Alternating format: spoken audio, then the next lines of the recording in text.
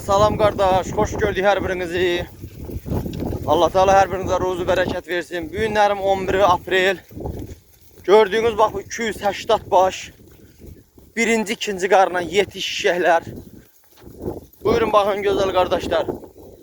Heyvan komda satılır, istese de satılır. Sayfada nömrəmiz olacak. Xahiş edin kanala abone olun, like verin.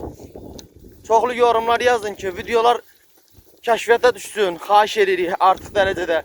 Qoyun almaq istəyən qardaşlar görsün bu məhsulu, bu gözəlliyi. 280 baş birinci, ikinci, üçüncü qarına.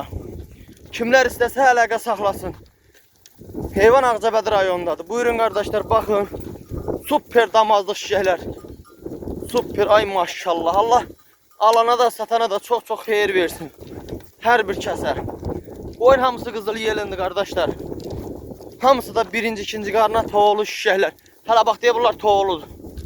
Buyurun bakın güzel kardeşler.